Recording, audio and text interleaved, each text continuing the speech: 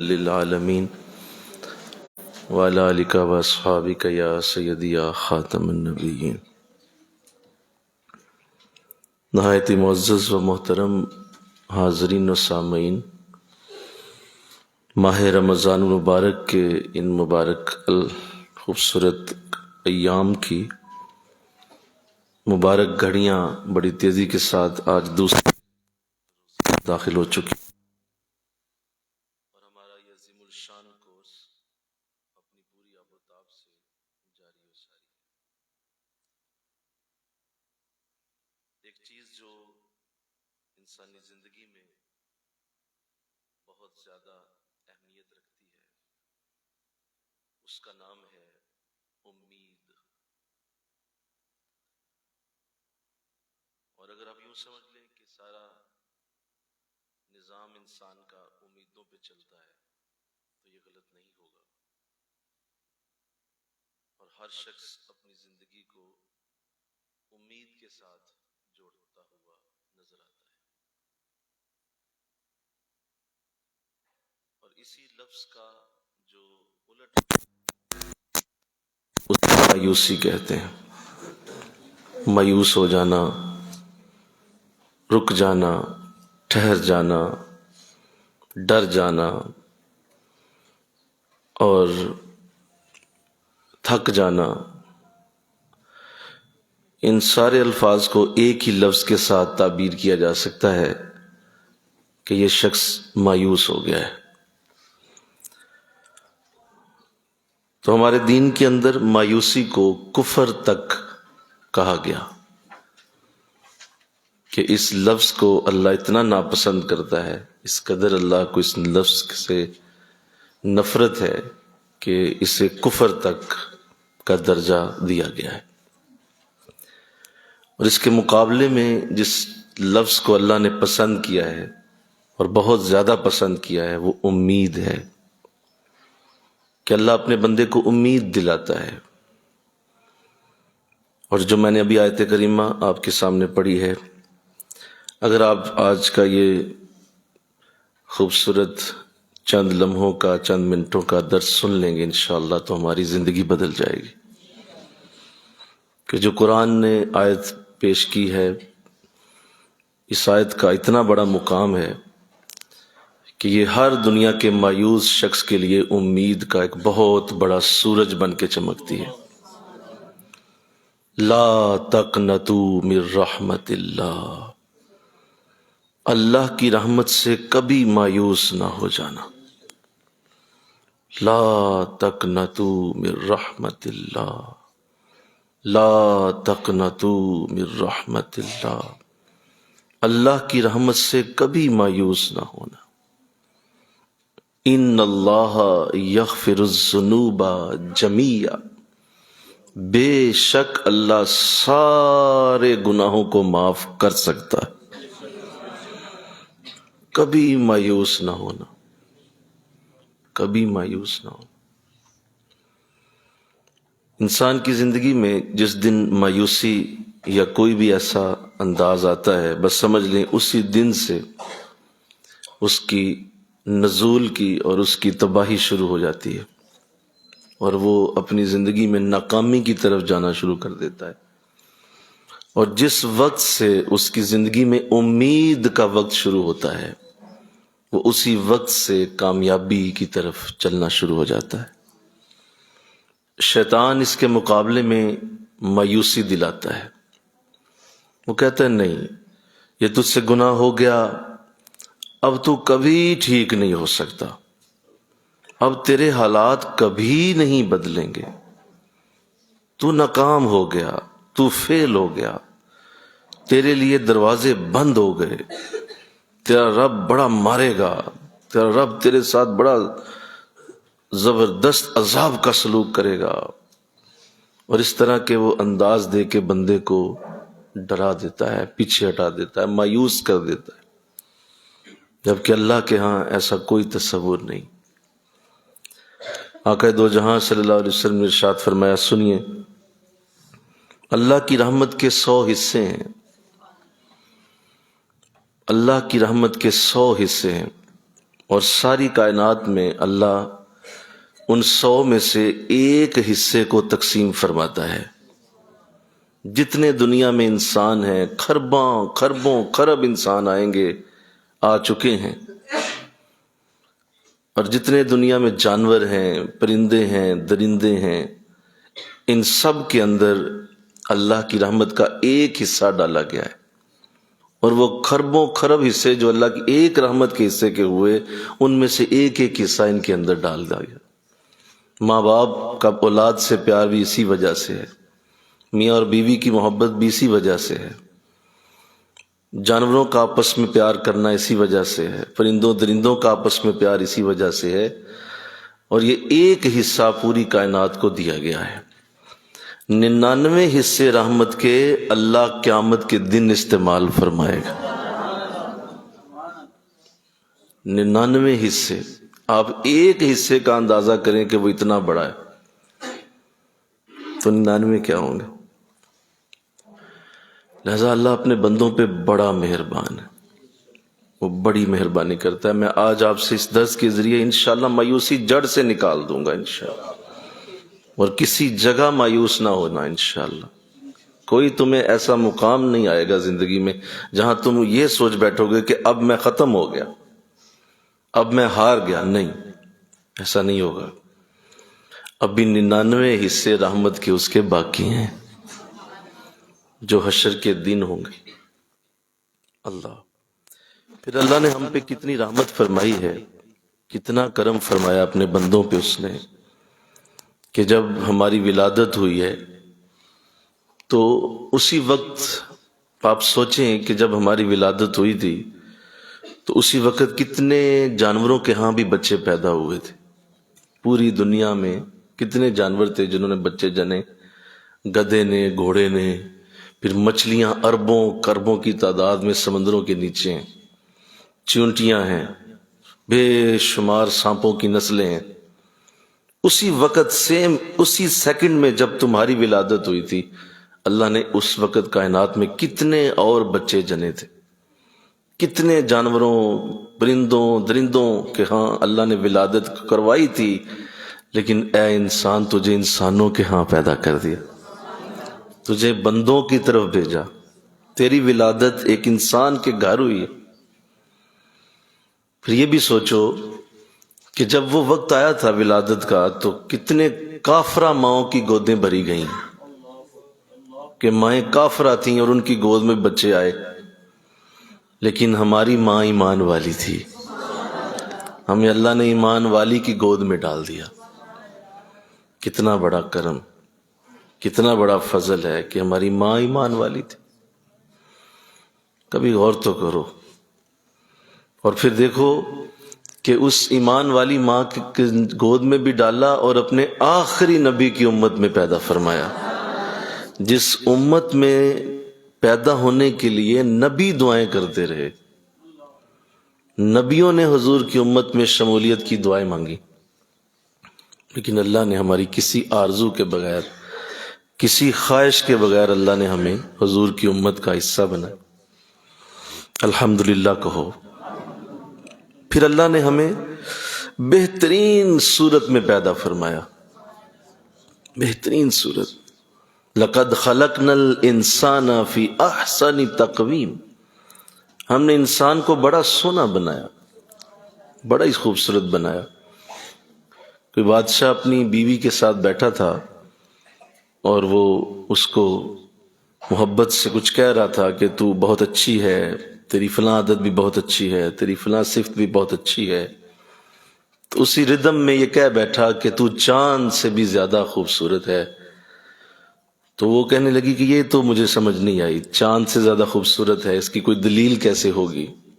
تو بات بڑھتی چلی گئی، یہاں تک کہ علماء کے پاس یہ مسئلہ آ گیا کہ چاند سے زیادہ خوبصورت کہہ بیٹھے ہیں تو اس کی کوئی دلیل نہیں ہے.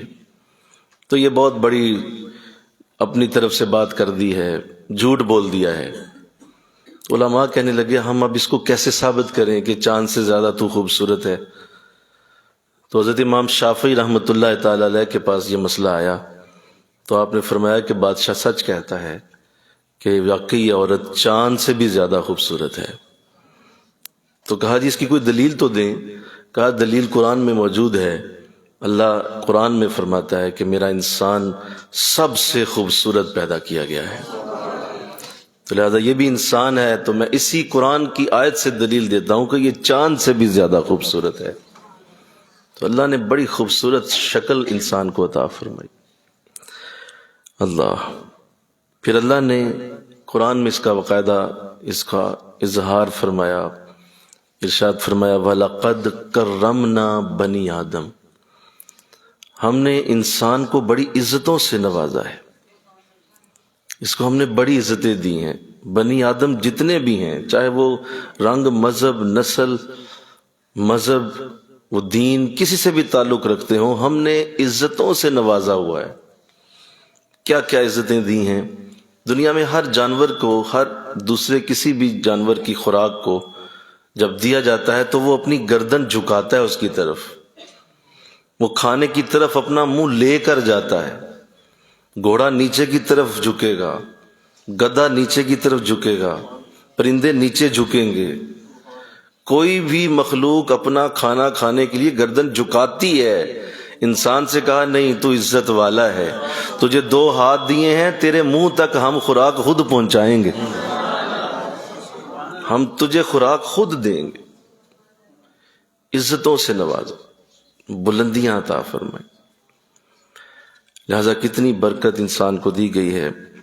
فرمایا کہ اس سے بڑا اور کیا تجھے عزت دی جائے کہ اللہ نے سارے انسانوں کی رزق کی ذمہ داری اپنے اوپر لی ہوئی ہے. باقی ہر جاندار کو کہا اٹھ اور اٹھ کے رزق تلاش کر، اور جا جا کے تو رزق لے اور اپنے رزق کے لیے خود محنت کر. انسان کے لیے کہا ہے بندے تیری رزق کی ذمہ داری میرے اوپر، ہم پہنچائیں گے تجھے. لہذا رزق اور موت جب انسان کی طرف آتے ہیں تو رزق موت سے بھی پہلے پہنچتا ہے،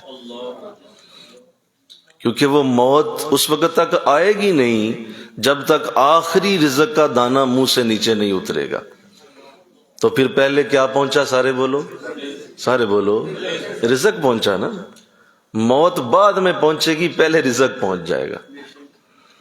اللہ، تو اس سے بڑی اور کیا دلیل دی جا سکتی ہے کہ اگر کسی پہاڑ کے نیچے پانی کا ایک قطرہ بھی تیرا رزق ہے تو اس وقت تک تو مرے گا نہیں جب تک اس پہاڑ کے نیچے اس پانی کے قطرے کو پی نہ لے. تیری موت نہیں آئے گی، ہم تجھے وہ رزق پہنچا کے چھوڑیں گے. یہ ہماری ذمہ داری ہے. اللہ، مل کے کہو نا سبحان اللہ. کیونکہ اللہ اپنے بندوں پہ بڑا مہربان ہے. اللہ اپنے بندوں سے بڑی محبت کرتا ہے، بڑا پیار کرتا ہے. فرمایا کہ میری محبت کا اندازہ نہ لگانا اور نہ اس محبت کے ناپنے میں لگ جانا، تم نہیں ناپ سکو گے.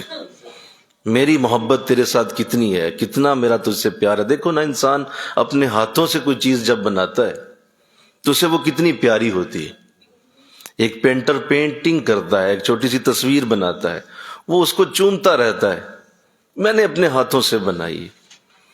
ایک جو ہے وہ لوہے کا کام کرنے والا لوہے کا کوئی گیٹ بنا دیتا ہے، وہ اس کو دیکھتا رہتا ہے، میں نے ہاتھوں سے بنایا. ایک لکڑی کا کام کرنے والا ایک اچھا میز بنا دیتا ہے، وہ میز اس کو نظروں سے نہیں جاتا کہ یہ میں نے بنایا ہوا ہے. ہم انسان اپنے ہاتھوں کی چیزوں سے کتنا پیار کرتے ہیں. ایک جو ہے وہ کمہار جو مٹی کے برتن بناتا ہے، اسے اس مٹی کے برتنوں سے پیار ہو جاتا ہے، اس سے محبت کرتا ہے. اللہ، جب یہ بجلی ایجاد ہوئی تو ایڈیسن کسی بازار سے گزر رہا تھا، چونکہ ایجاد اس کی ہے بجلی، الیکٹریسٹی. تو یہ گزر رہا تھا کسی بازار سے تو ایک لالٹین بیچنے والا دوسرے لالٹین بیچنے والے سے بات کر رہا تھا، اور اس نے یہ گالی دے کے کہا کہ یہ بجلی جب سے آئی ہے تو ہمارا تو کاروبار ہی ختم ہو گیا. لالٹینیں بکا کرتی تھیں، لوگ لالٹینیں لے کے جایا کرتے تھے، اب یہ بجلی آ گئی ہے. اور اس نے گالی دے دی. ایڈیسن نے سن لیا، اس سے برداشت نہ ہوا، اس نے اس کو پکڑ لیا، مارنا شروع کر دیا. لوگ کٹھے ہو گئے، مار مار کے اس کا کچھ نہ چھوڑا. لوگ کٹھے ہو گئے، کیا ہو گیا؟ تو ایڈیسن کہنے لگا کچھ نہیں ہوا، اس نے میری بنائی چیز کو برا کہا، میں نے بنائی تھی، مجھے غصہ آ گیا ہے، کیوں اس نے کہا؟ تو ایک شخص اپنی بنائی چیز پہ اتنی سخت مار مارتا ہے کہ میری بنائی چیز کو برا کیوں کہہ دیا، تو اللہ اپنی بنائی چیز سے کتنی محبت کرتا ہوگا. اپنے ہاتھوں سے بنایا نا، اپنے ہاتھوں سے بنایا، لہذا 70 ماؤں سے زیادہ محبت کرتا ہے. مل کے کہو نا سبحان اللہ. کبھی ناپنے نہ بیٹھنا اپنے رب کی محبت کو، اور کبھی مایوس نہ ہو جانا، وہ بڑا پیار کرتا ہے اللہ. پھر دیکھیے ہر محبت میں کہیں نہ کہیں غرض ہوتی ہے، بغیر غرض کے کوئی محبت نہیں دنیا میں. جی کوئی محبت بغیر غرض کے نہیں، ہر محبت میں غرض ہے اور ضروری ہے، ہونی بھی چاہیے. ماں اور باپ کی محبت اولاد کے ساتھ غرض ہے. ماں اور باپ پیار کرتے ہیں، بڑا ہوگا میری بچی بڑی ہو جائے گی، میرے لیے عزت کا سبب ہوگی، میرے لیے دعائیں کرے گا، میرے لیے بڑا ہو کے کوئی جو ہے وہ رزق کا سما ہوگا، لوگ میری طرف سے کہیں گے تمہارا بچہ ہے، تمہاری بچی ہے. غرض ہوتی ہے.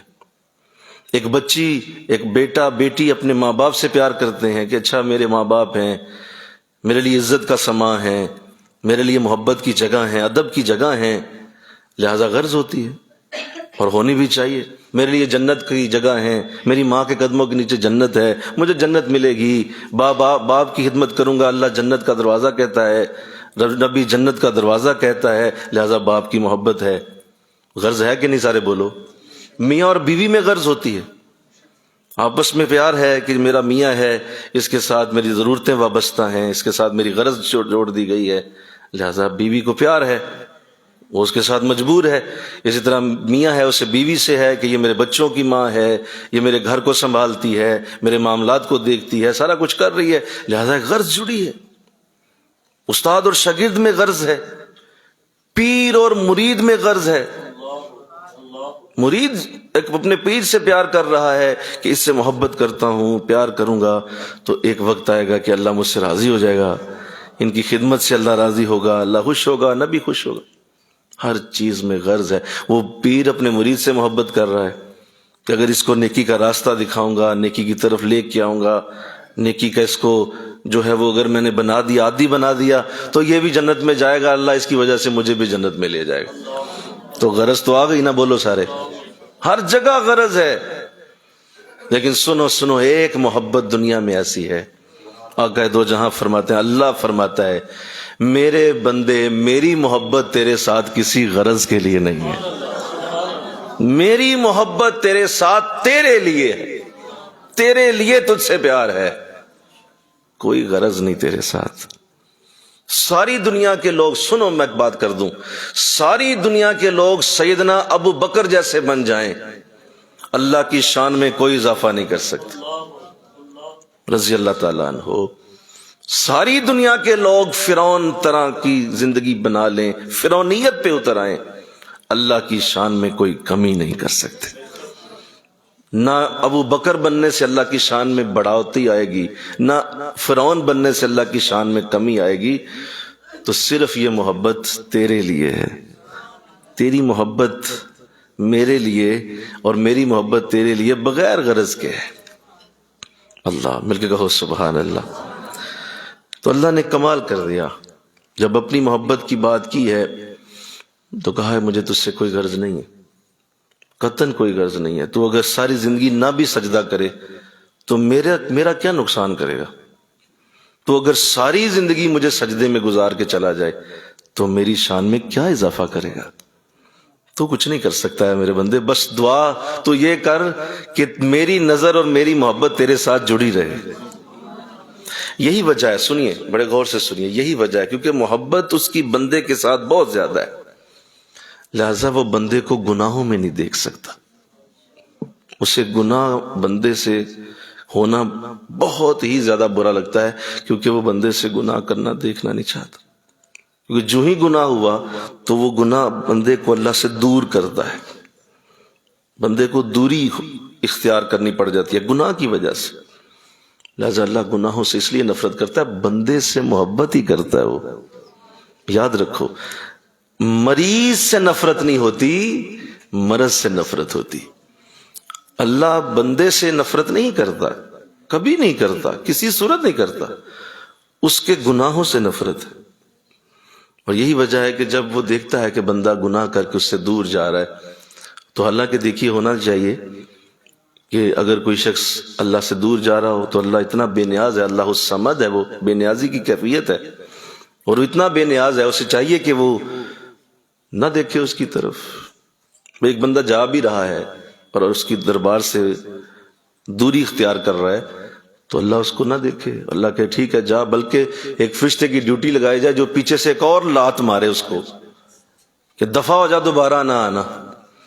لیکن ایسا ہرگز نہیں ہے۔ قرآن کہتا ہے ما غرک بربک الکریم، اے میرے بندے کس شے نے تجھے مجھ سے دور کر دیا؟ کوئی شے ہے ایسی جو مجھ سے بھی زیادہ پیار کرتی ہو، مجھ سے بھی زیادہ محبت کرتی ہے تیرے ساتھ، جو مجھ سے دور ہو گیا؟ تو اللہ نے باقاعدہ اس کا اظہار کیا، شکوہ کیا بندے سے کہ کون سی چیز ہے جو تجھے مجھ سے بھی زیادہ پیاری لگتی ہے، مجھ سے بھی زیادہ میٹھی ہے، میرے سے بھی زیادہ تیرے ساتھ اتنے قریب ہو گئی ہے کہ تو مجھے چھوڑ کے اس کی طرف چلا گیا۔ وہ کون سی چیز ہے بندے؟ ما غرکا، وہ نام بتا اس کا، بربک الکریم، جو کریم رب سے دور کر گئی تجھے۔ اللہ مل کے کہو نا سبحان اللہ۔ جیسے اللہ کو اپنے بندوں سے بڑی محبت، بڑا پیار ہے۔ یہی وجہ ہے کہ بھی پھر وہ اس گناہ کو معاف کرنے کے بہت سارے طریقے بناتا ہے، چونکہ گناہ بندے کو دور کرتا ہے اور اللہ کو بندے سے بڑی محبت ہے۔ دیکھو نا، ایک بچے کو آپ کو غلط کام کرتا دیکھیں گے اور آپ کا بیٹا یا بیٹی ہے وہ، تو آپ کیا کریں گے؟ آپ اسے کرنے دیں گے؟ بولیے ذرا، سارے بولے نا، نہیں کرنے دیں گے۔ آپ اس گناہ کو روکنے کی کوشش کریں گے، اس برائی سے اسے پیچھے کریں گے، کیونکہ آپ کا بچہ ہے، آپ غلطی کر رہا ہے، آپ اسے روکیں گے کہ یہ غلطی کر کے تو یہ مجھ سے دور ہو جائے گا، تو آپ یقیناً روکیں گے۔ جب ایک باپ اور ماں روکتی ہے تو خدا کیسے روکتا ہوگا کہ میرا بندہ کسی طرح گناہ میں نہ چلا جائے۔ اس کے لیے اس نے پھر بڑے انداز بنائے۔ سنو ذرا، تمہارا دل ٹھنڈا ہو جائے گا کیسے کیسے انداز رب بناتا ہے۔ سب سے پہلے تو یہ دو فرشتے رکھے، ایک دائیں بٹھایا ایک بائیں بٹھایا، اور دونوں کی ڈیوٹی لگائی۔ دائیں والے کو نیکی لکھنے پہ لگایا اور بائیں والے کو برائی لکھنے پہ لگایا، اور ان دونوں میں سے جو افسر بنایا وہ نیکی والے کو بنایا کہ تم بھائی ماتحت ہو برائی والے، اور جو نیکی والا ہے وہ اس کا افسر ہے، وہ بڑا ہے۔ اور جب بندہ نیکی کا ابھی ارادہ ہی کرتا ہے تو نیکی والا نیکی لکھ لیتا ہے۔ وہ برائی والا کہتا ہے آپ نیکی لکھ رہے ہیں، اس نے تو بھی کی نہیں، تو وہ اسے کہتا ہے خاموش بیٹھ، میں تیرا افسر ہوں، مجھے اجازت ہے میں کہ لکھ سکتا ہوں اس کی نیکی، خاموش ہو جا۔ وہ چپ ہو جاتا ہے، وہ نیکی لکھ دیتا ہے، اور جب وہ نیکی کرتا ہے تو اس کی نیکی پھر لکھ دی جاتی ہے۔ تو وہ فرشتہ حیران ہو کے پوچھتا ہے کہ اب آپ نے وہ جو پچھلی لکھی تھی وہ پھر ختم کرے نا، نیکی تو اس نے ایک ہی کی ہے۔ تو جواب آتا ہے کہ میں تیرا افسر ہوں، تو بڑا نہیں ہے مجھ سے، لہذا خبردار دوبارہ سوال نہ کر، میں نے دو لکھ دی ہیں اس کی۔ اللہ اکبر، کتنی محبت ہے اللہ کو بندے کے ساتھ۔ اور پھر جب کوئی برائی کرتا ہے تب وہ برائی والا جو ہی برائی لکھنے لگتا ہے تو وہ افسر اسے کہتا ہے دیکھو بات یہ ہے کہ تجھے کوئی زیادہ جلدی ہے برائی لکھنے کی؟ تو وہ کہتا ہے کر تو لی ہے تو مجھے اجازت دی جائے۔ جواب آتا ہے نہیں، ہو سکتا ہے ابھی توبہ کر لے، ہو سکتا ہے ابھی معافی مانگ لے، تجھے اجازت نہیں ابھی لکھنے کی۔ وہ کتنے پہر انتظار کرتا ہے، کتنے منٹ، کتنے سیکنڈ، کتنے اس کو گھنٹے گزر جاتے ہیں، اور پھر وہ پوچھتا ہے کہ کیا اب لکھ لوں؟ جواب آتا ہے نہیں، ابھی ٹھہر جا، شاید ابھی تھوڑی دیر اور مل رہی، اسے توبہ کر لے۔ اور جب وہ توبہ نہیں کرتا، کتنا ہی وقت گزر جاتا ہے، تو پھر وہ اجازت مانگتا ہے تیسری بار، تو پھر کہتا ہے لکھ لے لیکن ایک گناہ لکھنا بس۔ وہ کہتا ہے جی یہ کیا بات ہوئی؟ آپ نے جب اپنی طرف لکھا ہے تو فَلَهُ عَشْرَ أَمْثَالِهَا، جو ایک نیکی کرے ہم 10 نیکیاں لکھیں گے، تو وہاں 10 لکھ دی گئی ہیں، اور مجھے آپ ایک گناہ کے لیے کہتے ہیں؟ جواب آتا ہے ہاں یہی ہماری مرضی ہے، آپ اسے ایک گناہ لکھیے۔ ایک گناہ لکھا جاتا ہے۔ اب وہ بندہ اچانک ایک نیکی کر دیتا ہے۔ اب جب وہ نیکی کرتا ہے تو وہ نیکیوں والا فرشتہ کہتا ہے دیکھو بات سنو، میرے ساتھ ایک ڈیل کرو، میرے ساتھ ایک ڈیل کرو۔ کہا جی کیا ڈیل کروں؟ کہا دیکھیں اس نے 5 گناہ کر دیے تھے، تم نے 5 لکھے۔ کہا جی لکھے۔ کہا میں اس نے ایک نیکی کیا، میں نے 10 لکھی۔ کہا جی لکھی۔ گا ایسا کرتا ہوں میں 5 لکھ دیتا ہوں، تم 5 گناہ مٹا دو اس کے۔ آئے ہائے، مل کے کہو نا سبحان اللہ۔ اور یہ ڈیلنگ روز چلتی ہے، ہر وقت چلتی ہے کہ میں 5 مٹاتا ہوں، تم 5، میں 5 لکھتا ہوں، تم 5 مٹاؤ، میں 5 لکھتا ہوں، تم 5 مٹاؤ۔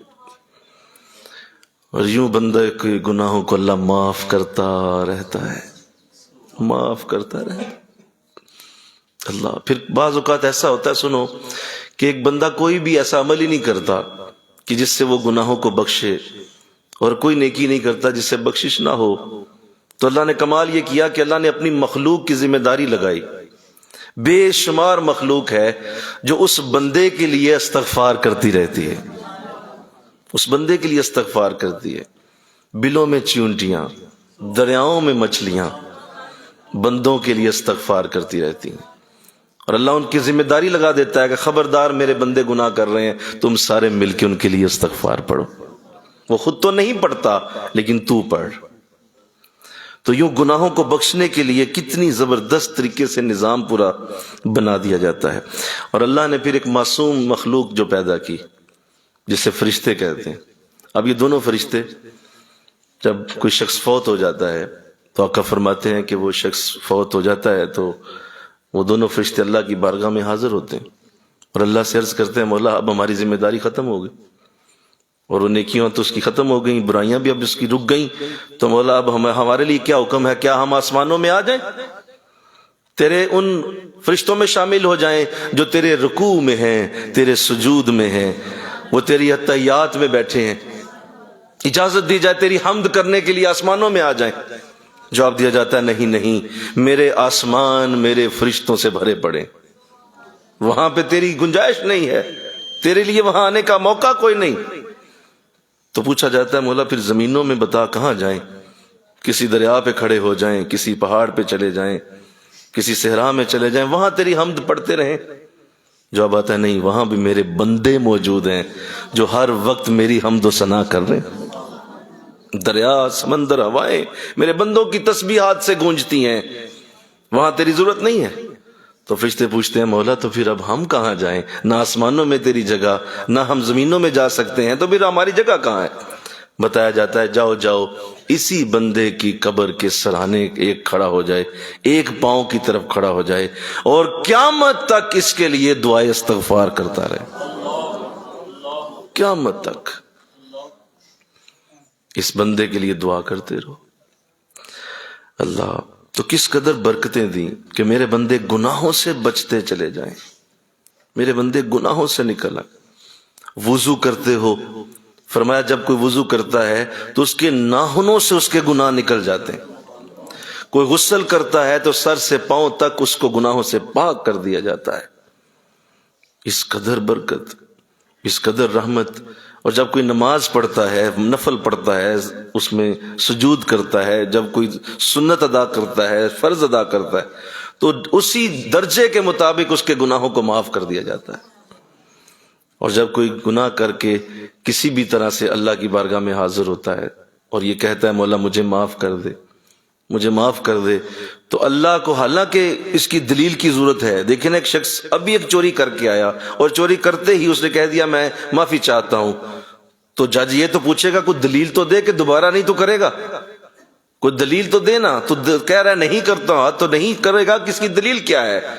ہر شخص دلیل مانگے گا، لیکن اللہ ایسا کریم ہے کہ جب کوئی گناہ کر کے آگے صرف اتنا کہہ دیتا ہے مولا میں نہیں کروں گا، جواب آتا ہے بغیر دلیل کے بندے پچھلا تیرا گناہ معاف کر دیا میں نے، کوئی دلیل نہیں چاہیے تیری، ہم تجھے معاف کرتے ہیں، تجھ سے پیار ہی بڑا ہے، تو میرا بندہ جو ہوا، تجھے میں نے بنایا، تجھے میں نے پیدا کیا، لہذا تجھ سے بڑی محبت ہے. انی جاعل فی الارض خلیفہ، ہم نے زمین پہ اپنا خلیفہ اتار دیا.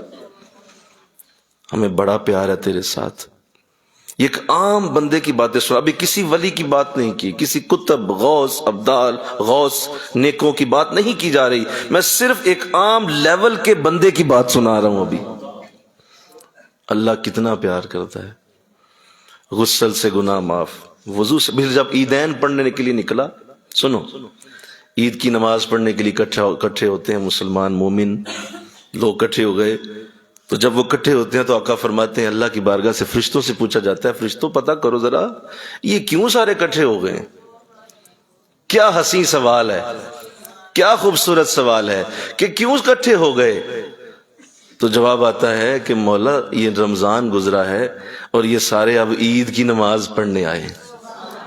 تو جواب آتا ہے میرے بندو تو سارے محنت کر کے کوشش کر کے تم سب آ گئے، تو ایک مزدور کی مزدوری کیا ہوتی ہے؟ تو فرشتے فرماتے ہیں مولا اس کی مزدوری یہ، اسے پوری مزدوری دی جائے، اس کو پورا اس کا صلہ دیا جائے. تو جواب آتا ہے انہیں بتا دو ابھی نماز انہوں نے پڑھی نہیں، لیکن اس سے پہلے میں نے انہیں بخش دیا ہوا ہے، میں نے معاف کر دیا ہے ان سب کو. اتنی محبت کرتا ہے وہ. لہذا کبھی اس کی رحمت سے مایوس نہ ہونا. لا تقنطوا من رحمت اللہ، اس کی رحمت سے کبھی مایوس نہ ہونا، کبھی اس کی رحمت سے پیچھے نہ ہٹنا. کسی جگہ تمہارا دل ایسی حالت میں نہ جائے کہ میرے رب نے مجھے چھوڑ دیا، میرے رب نے میرا ہاتھ چھوڑ دیا. یہ نہیں ہوگا. ابھی میں رب پہ بات کر رہا ہوں، میری زبانیں آپ سب کے، میری زبان آپ سب کے کان اسے سن رہے ہیں. اگر میں آ گیا نا حضور کی رحمت پہ تو وہ بات ذرا علیحدہ ہو جائے گی.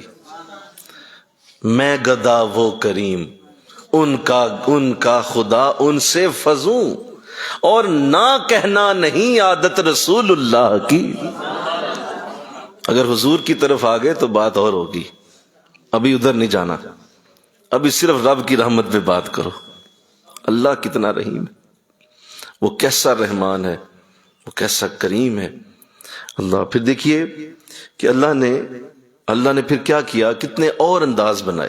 ایک تو میں نے یہ کہا عیدین میں، جمعہ میں، پھر جمعہ سے جمعہ تک فرمایا جمعہ جو پڑھتا ہے اگلے جمعہ تک، جب پھر جمعہ پڑھتا ہے تو جتنے اس ہفتے میں گناہ ہوتے ہیں وہ سارے معاف ہو جاتے ہیں. اللہ گناہوں کو بخش دیتا ہے، معاف کر دیتا.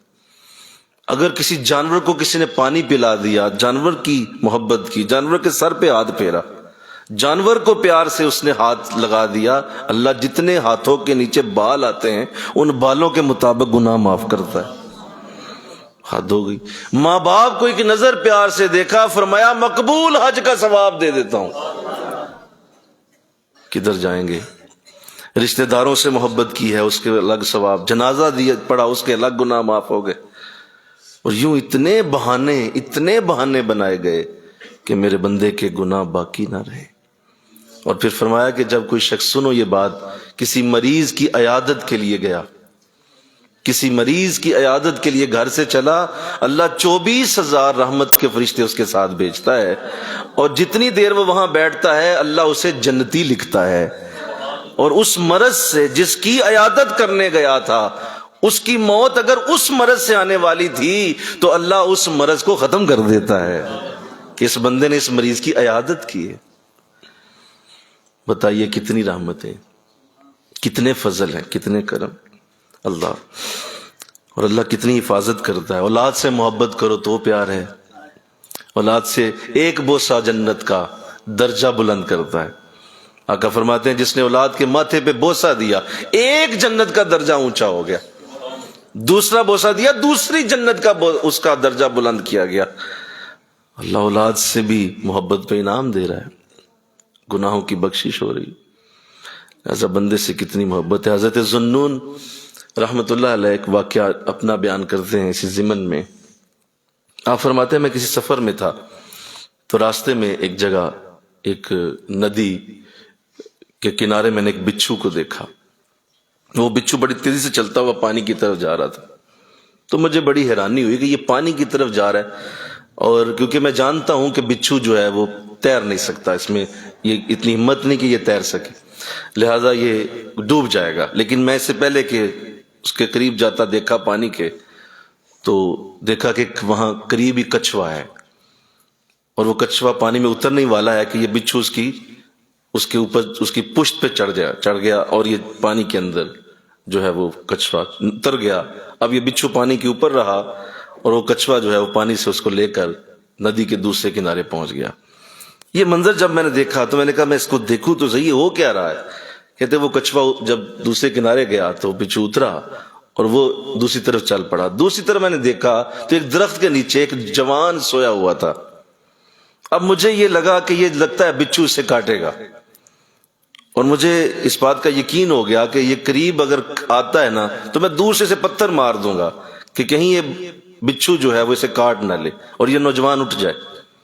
لیکن اس سے پہلے ہی میں کیا دیکھتا ہوں کہ وہ بچھو جو ہی قریب جاتا جا رہا ہے تو ایک کوبرا سانپ جو ہے وہ درخت سے نیچے کی طرف اتر رہا تھا، اور وہ اسے ڈسنے کے قریب پہنچ گیا، یہاں تک کہ وہ بچھو قریب آ گیا اور اس نے جا کے اس کو اتنا زبردست ڈنگ مارا کہ وہ اتنا زہریلا تھا کہ وہ کوبرا سانپ وہیں پہ لوٹ پوٹ ہو کے مر گیا، اور یہ بچھو واپس پلٹا اور اسی طرح وہ کچھوا وہیں کھڑا تھا، وہ دوبارہ اس کے اوپر سوار ہوا اور وہ دوبارہ ندی کراس کر کے دوبارہ میری طرف آ گیا۔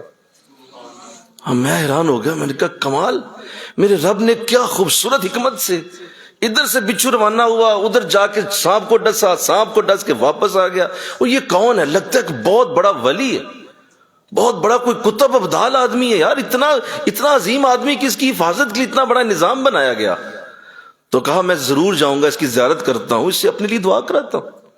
کہتے جو ہی میں اس کے قریب گیا ندی پار کر کے تو میں دور ہی تھا کہ مجھے اس کے منہ سے شراب کی بو آئی۔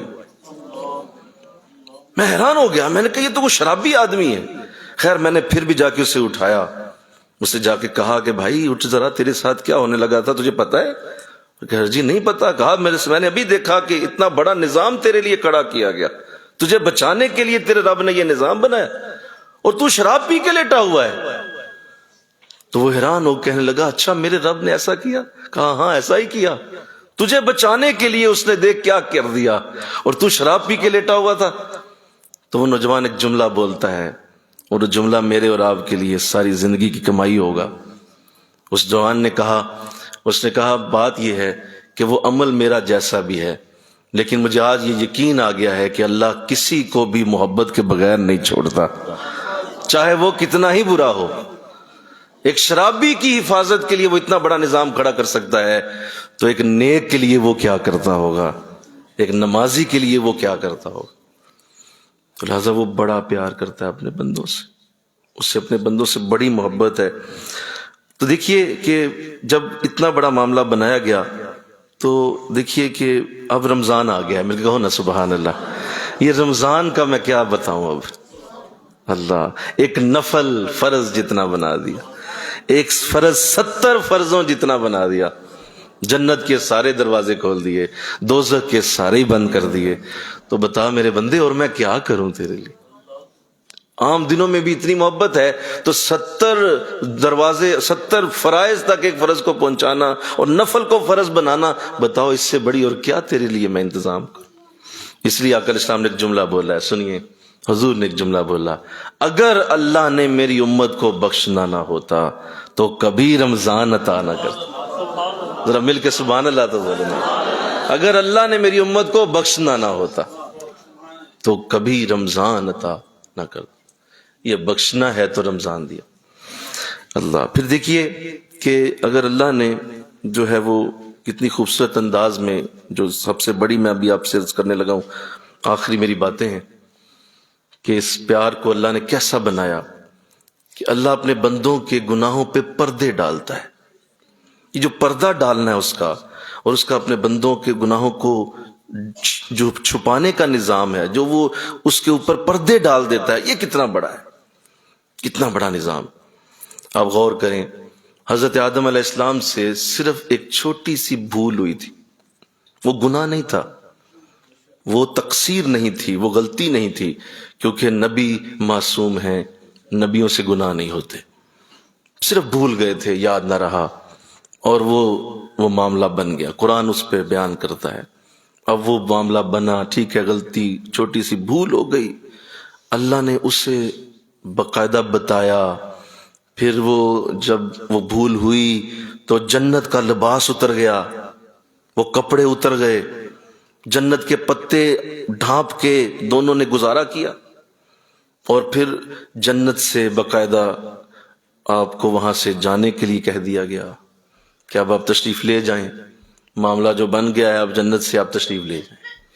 اچھا، نہ صرف اس معاملے کو نشر کیا، پوری دنیا کو بتا دیا، قرآن میں لکھ دیا، قیامت تک کے لیے آدم علیہ السلام کی اس بات کو ہر بندہ پڑھے گا کہ یہ بھول ہوئی تھی، یہ بھول ہوئی تھی. ٹھیک ہے کہ اس سے ایک بہت بڑا قیامت تک کے لیے لوگوں کی ہدایت کا دروازہ بھی کھلا، لیکن وہ بات تو سامنے آ گئی نا. بولو، وہ بات تو کھل گئی، وہ بات تو سامنے آئی.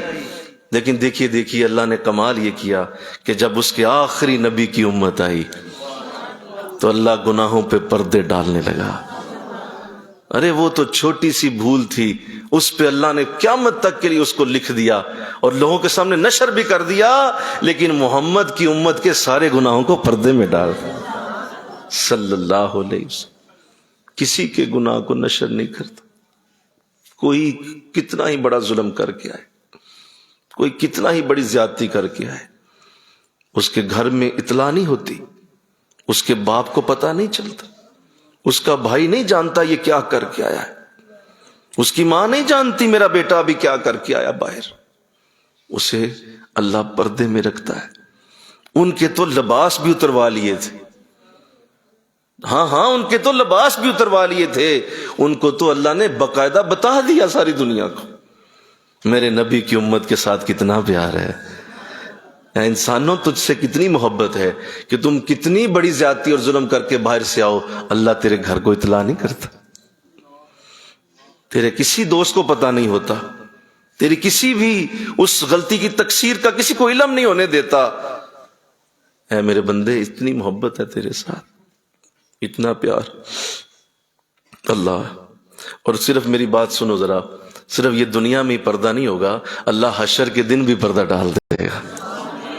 حشر کے دن بھی پردے ہوں گے، اور اللہ اسی طرح جب اٹھائے گا نا کسی نیک کو اور حضور کی امت میں سے ہوگا تو اللہ فرمائے گا ادھر آؤ، بات سنو، یہ معاملہ جو بنایا تھا تو نے مجھے پتا ہے، یہ فلاں جو تو نے گناہ کیا تھا میں جانتا ہوں. تو وہ کہے گا مولا تو نے دنیا میں تو کسی کو نہیں بتایا. کہا آج بھی نہیں کسی کو بتاؤں گا. جا وہ جنت کا دروازہ چپکے سے چلا جا اندر. حشر کے دن بھی نہیں پردہ کھلے، وہاں بھی پردہ نہیں اٹھایا جائے، اور پردے کو اسی طرح برقرار رکھ کے اللہ واپس کرتے ہیں. وہ کتنی محبت کرتا ہے بندوں سے.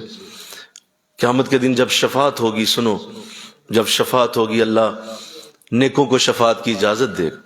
نمازی شفاعت کریں گے، حاجی شفاعت کریں گے، روزے دار شفاعت کریں گے، بڑے بڑے ولی شفاعت کریں گے، صحابہ شفاعت کریں گے، یہاں تک کہ ایک ماں کے پیٹ میں جو بچہ وصال کر گیا اس کو بھی اجازت دی جائے گی کہ تو بھی اپنی ماں کی شفاعت کر، ہم تیری شفاعت سنیں گے. شفاعت ہوتی رہے گی اور لوگ بخشے جاتے رہیں گے یہاں تک کہ سنو سب کی شفاعت ختم ہو جائے گی.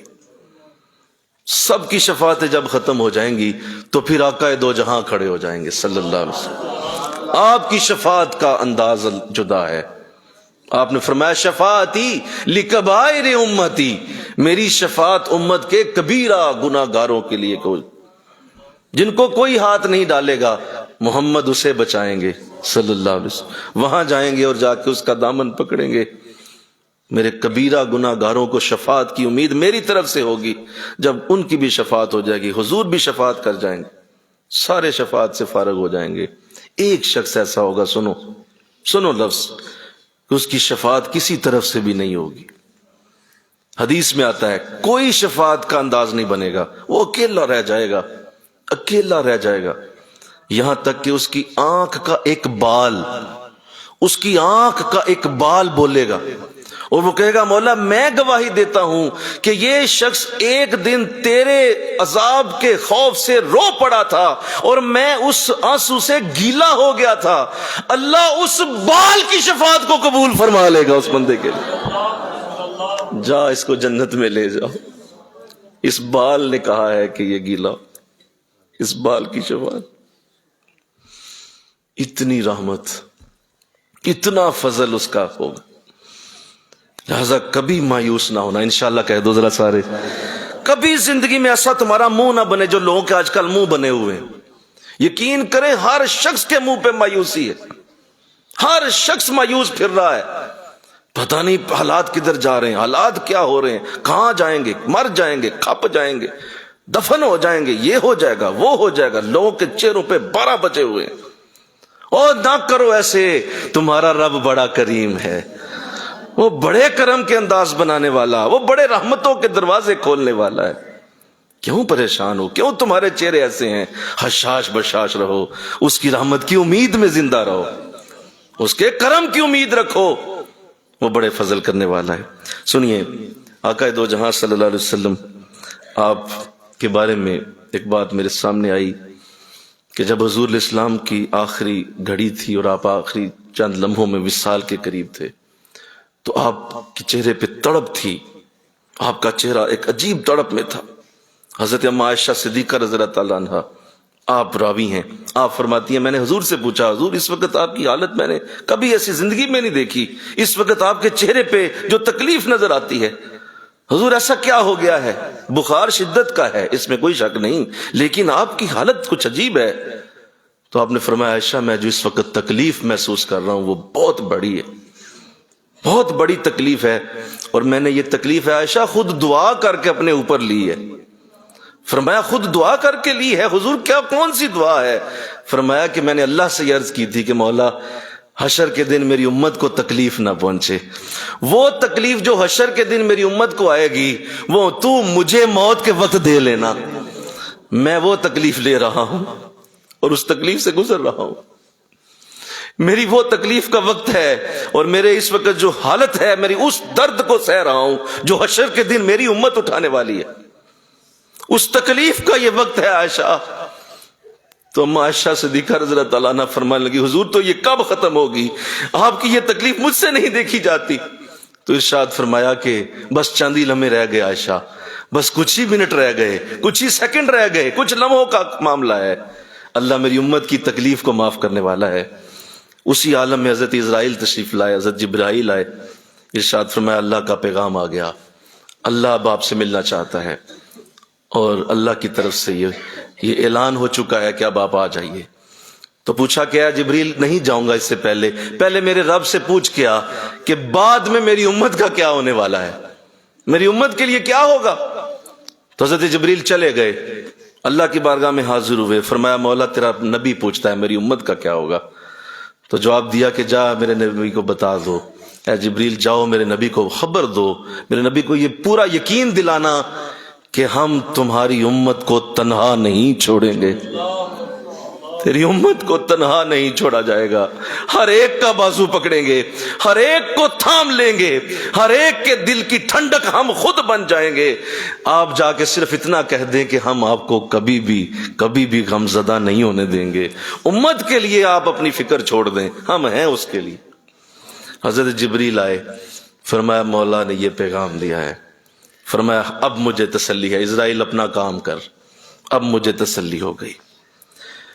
جو اتنی محبت کرنے والا ہو کہ اپنے نبی کی آخری لفظوں سے بھی ہماری محبت ہی چھلک کر دنیا سے جاتا ہو، تو بتائیے ایسے شخص کو مایوس ہونا چاہیے؟ ایسے شخص کے منہ پہ 12 بجنے چاہیے کیا؟ نہیں، اسے تو ہر وقت چہرہ چمچماتا رکھنا چاہیے. اس کی تو زبان پہ ہمیشہ اللہ کی تقدیس اور اس کی تحمید کے نغمے ہونے چاہیے. یہ مایوسیاں، یہ کفرانہ حرکتیں، اس طرح کے انداز بنانا کہ ہم لٹ گئے، مٹ گئے، ہم ختم ہو جائیں گے، یہ نہیں ہوگا. اللہ اپنی رحمت سے کبھی نہیں ہونے دے گا. اللہ اپنے دین کو بلند رکھے گا. اللہ اپنے دین کو اتنی بلندیاں دینے والا دے رہا ہے، دیتا رہے گا. کبھی بھی یہ دین نیچے نہیں آئے گا. اللہ اس دین کو ہمیشہ کے لیے بلند کرے گا.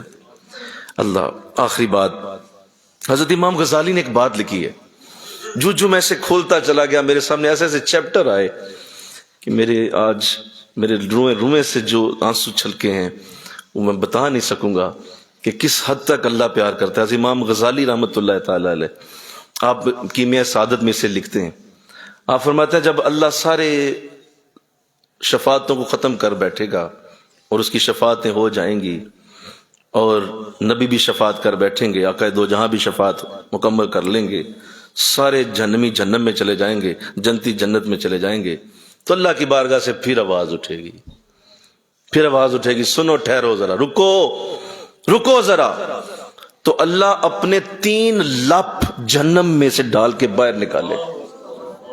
کتنے لپ؟ 3 لپ ڈالے گا۔ اللہ کی ہتھیلی جہنم میں سے 3 بار گزرے گی۔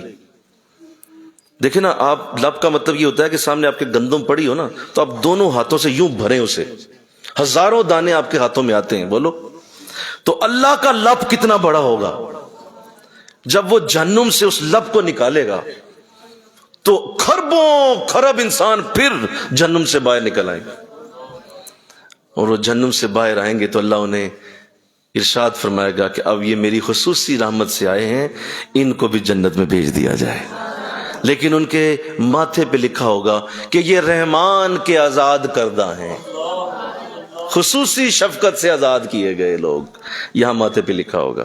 تو جنتی انہیں دیکھیں گے، ہنسیں گے کہ یار کمال ہو گیا، تم لوگ کمال ہو، رحمان کی خاصیت سے آ گئے۔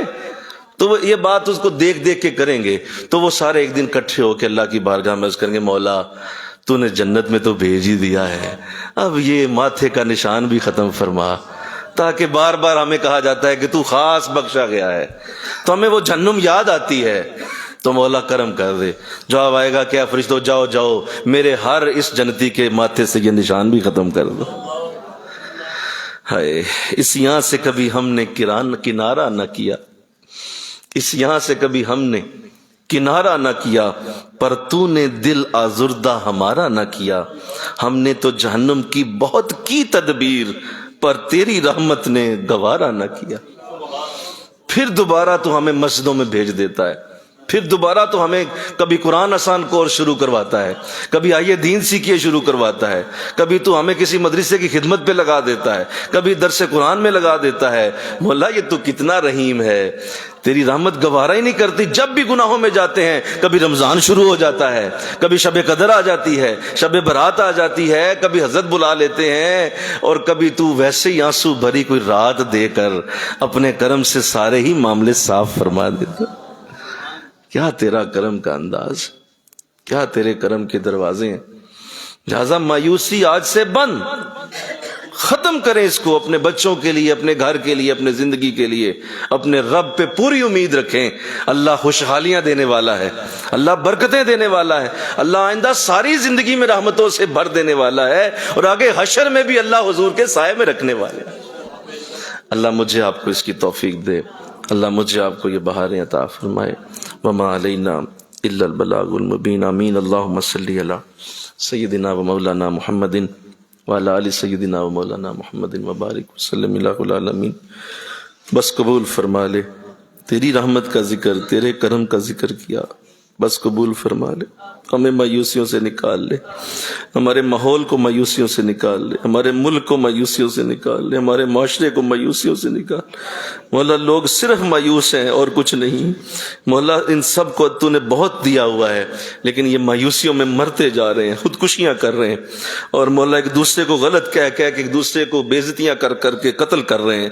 مولا معاف کر دے، مولا معاف کر دے، دوبارہ مولا آج تو نے پیغام جو دیا اس کو سمجھنے کی توفیق دے کر مولا اس امت کو نیا شعور عطا کر، نئی زندگیاں عطا فرما۔